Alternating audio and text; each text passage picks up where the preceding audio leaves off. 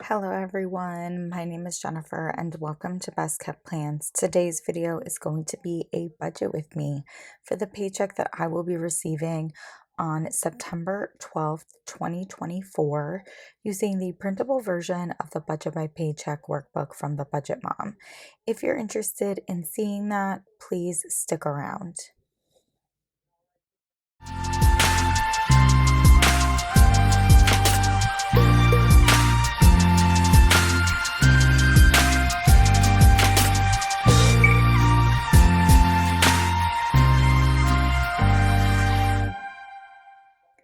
As I said in my introduction, we are doing a budget with me for the paycheck that I'm receiving on September 12th.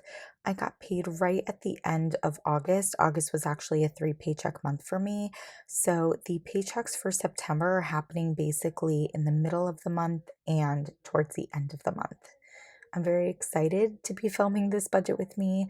Budgeting has definitely been something that has had me fall completely off the tracks in the last few months.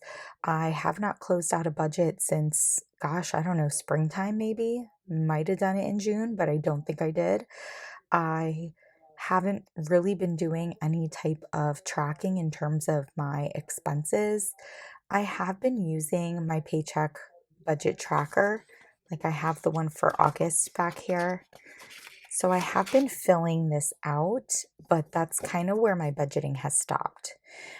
So I'm really hoping to get back on track in the month of September and to keep that momentum going as we move towards the last few months of 2024. I did pay the bills in orange with my last paycheck in August. So we're focusing on bills that are in pink as well as my savings challenges. We're going to flip over to that paycheck budget tracker and I'm going to zoom on in. So as usual, we're starting out in the inflow section. I only budget my full-time job income here. So that is $3,200. And then in the fixed expenses or bills section, we have my Netflix, which I'm budgeting $20 for, Verizon, which I'm budgeting $160, Optimum, which I'm budgeting $210, and Sikorsky, which is my car loan, I'm budgeting $475. If we add all of those bills together, it does equal $865. And if I subtract that from the $3,200 we budgeted my income to be, I'm left with $2,335, which is what I'm bringing over to the variable expense section of the paycheck budget tracker. Now, I always keep my categories as well as my budgeted amounts the same for this area. So for this budget, groceries is being budgeted at $200, eating out at $100, gas at $75, and miscellaneous at $175. If we add all of these together, it does equal $550. And if I subtract that from the $2,335 we were left with after bills, I have $1,785 that I am going to bring over to the sinking fund section of the paycheck budget tracker. Now, as you can see, we have a lot going on here, and that is because I am officially starting to save for my 2025 sinking funds.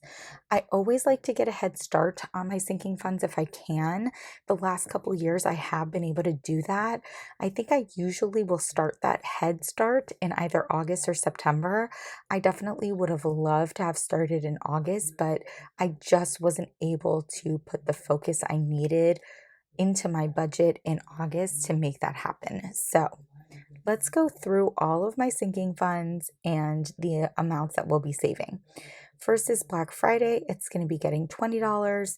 Christmas is getting $25. Subscriptions, which for me is going to be Amazon Prime, Disney Plus, my TCMC subscription, and I also recently added in my Archer and Olive subscription. So 4 subscriptions there for $40.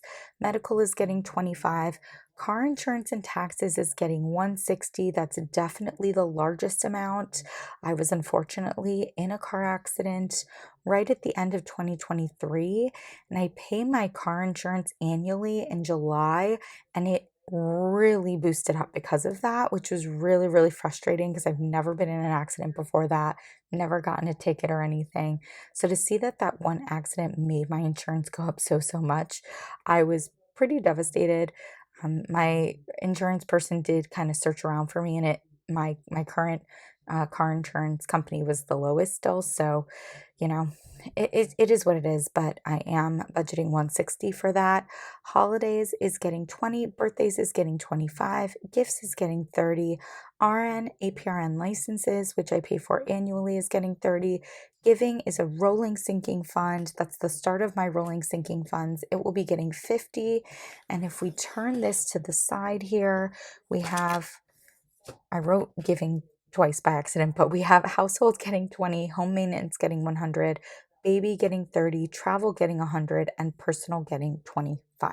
Now, all of those do add up together to be $700. And if I subtract that from these $1,785 we were left with after bills and variable expenses, we have $1,085, which we are going to bring down to the extra debt and extra savings section.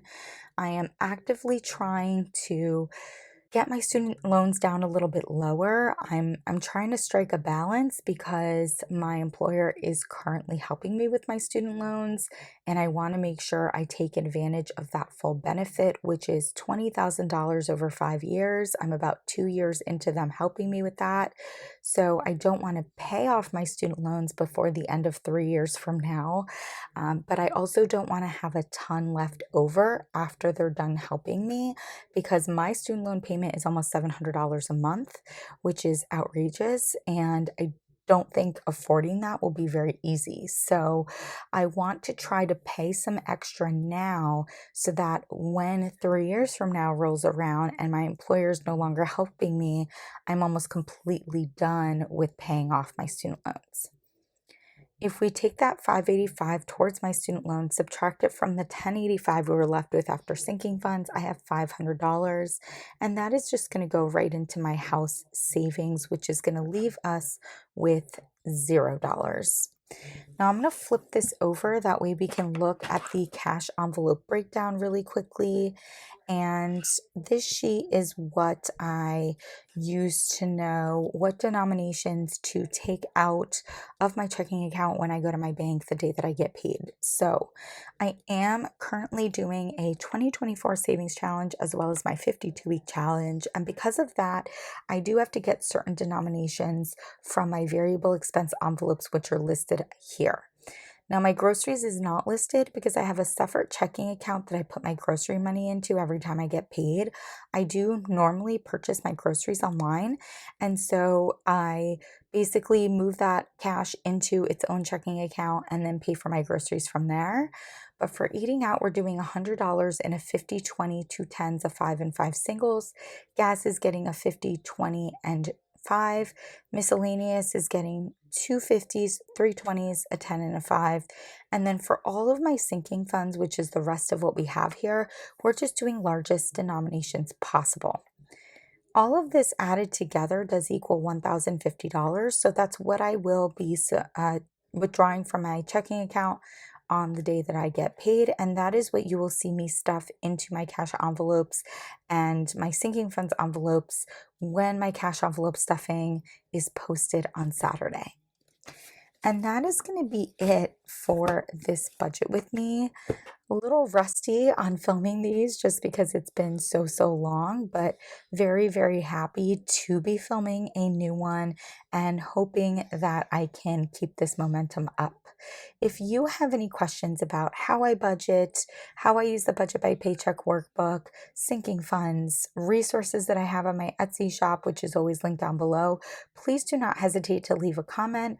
And as always, everyone, please be safe. Bye-bye.